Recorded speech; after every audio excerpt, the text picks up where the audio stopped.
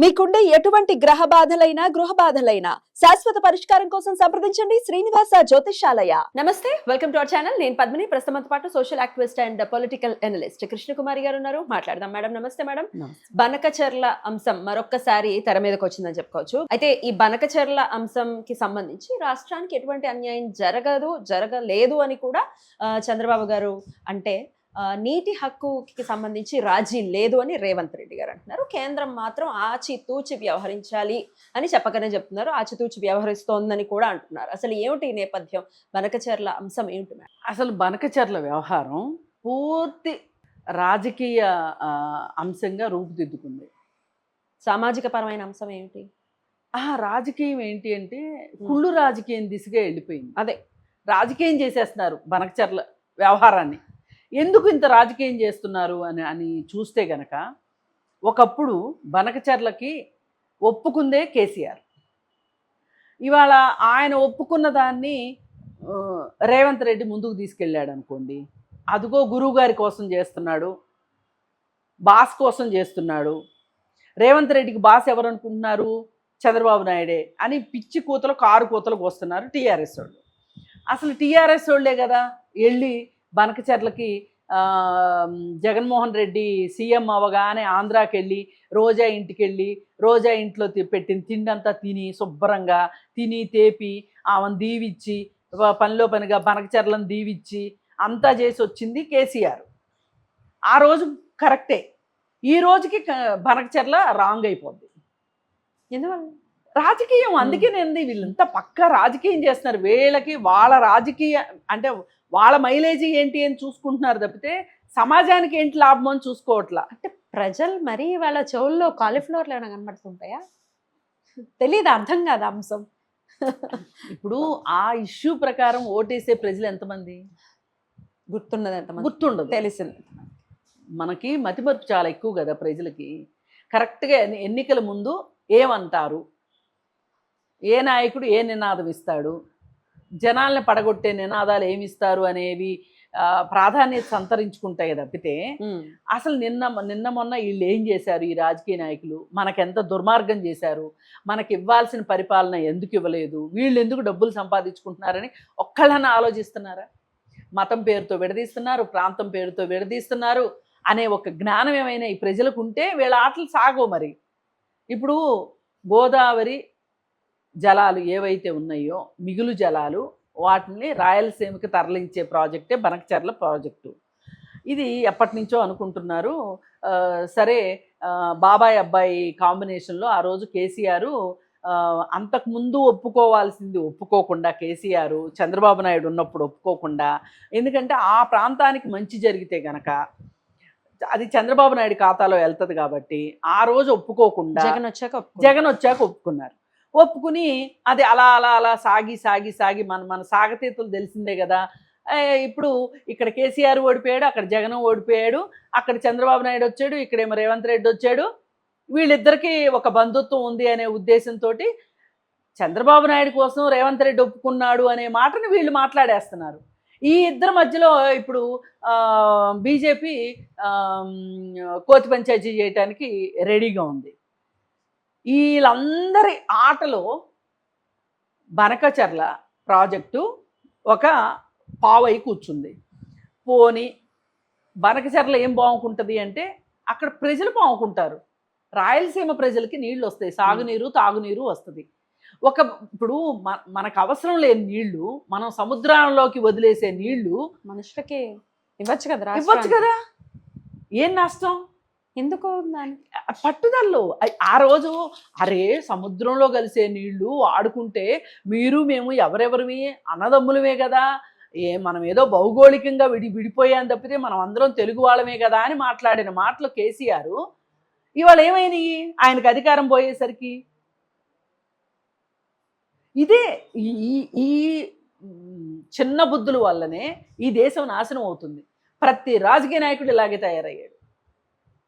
నేనుంటే ఇలా, నేను లేకపోతే అలా. అందుకని ఇక దీనికి చంద్రబాబు నాయుడు గారు మరి రాయలసీమకి నీళ్ళు ఇస్తానన్నాడు కదా, మరి ఆయన ఇచ్చిన మాట ఆయన తప్పటానికి లేదు కదా. అందుకని ఆయన శత విధాల ఎవరికీ నష్టం లేకోకుండా ఒక పెద్ద మనిషి తరహాగా మాట్లాడుతున్నాడు ఆయన. దీన్ని ఎలాగోలా ఫుల్ స్టాప్ పెడదామని ఆయన ఉద్దేశం. ఇప్పుడు ఒకవేళ ఆయన చెప్పింది విని సరేలే ఎవరికీ నష్టం లేకపోతే ముందుకెళ్ళిపోదామని రేవంత్ రెడ్డి అన్నాడే అనుకోండి, ఇక వీళ్ళు రేస్ కుక్కల్లా పడిపోతారు.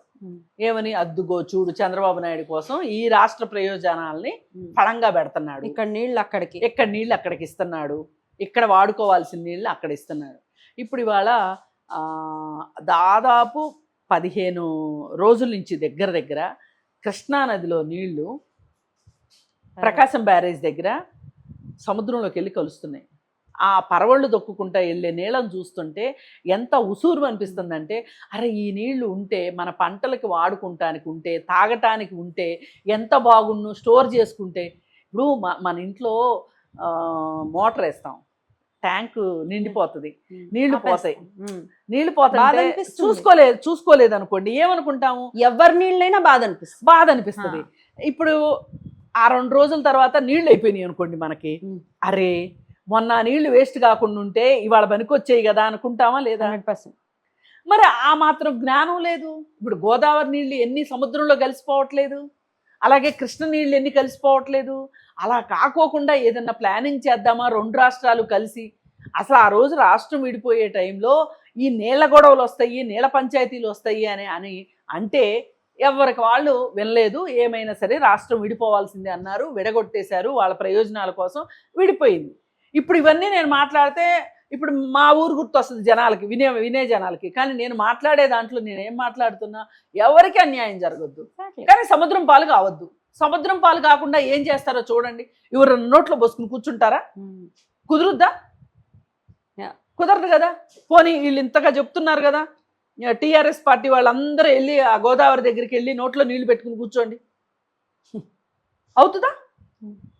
రైట్.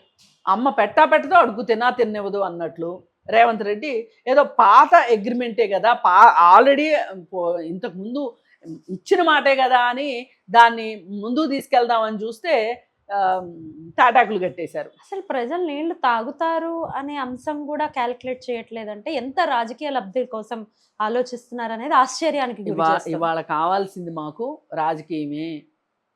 పోనీ ఇది ఇలా ఉంది కదా, కేంద్రం ఉంది కదా, కేంద్ర జల సంఘం ఉంది కదా, కేంద్ర జల సంఘం ఎందుకు నిష్పక్షపాతంగా ఆలోచించదు?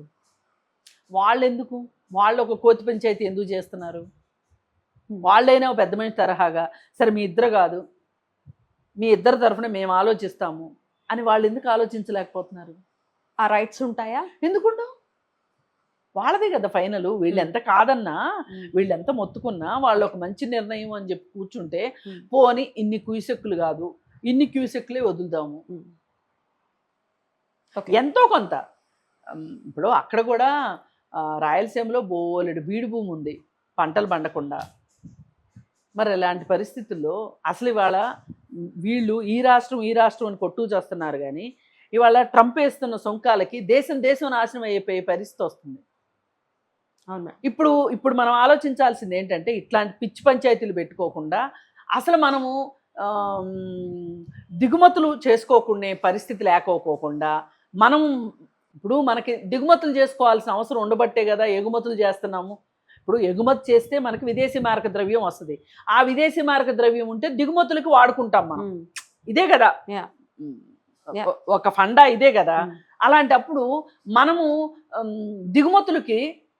దిగుమతులు చేసుకోకుండా ఉండే అవకాశం, దిగుమతి చేసుకునే అవసరం లేకుండా మన కాళ్ళ మీద మనం నిలబడి మనం స్వయం ప్రతిపత్తితోటి మనం అసలు అమెరికా మీద ఆధారపడుకోకుండా ఉండేలాగా మనం ఉండలేమా?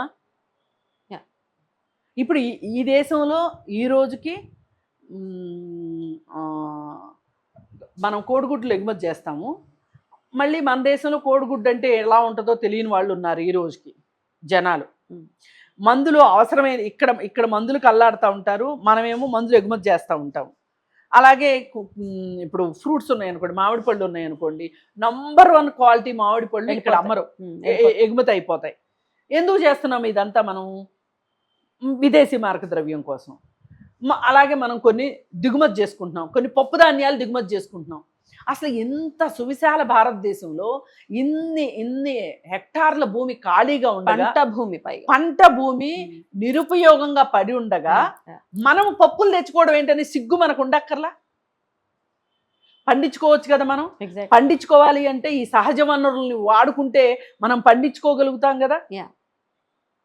మనం మనం మనం స్వావలంబన మనం పొందామనుకోండి, అసలు మనం అమెరికా నుంచి ఎందుకు దిగుమతి చేసుకోవాలి?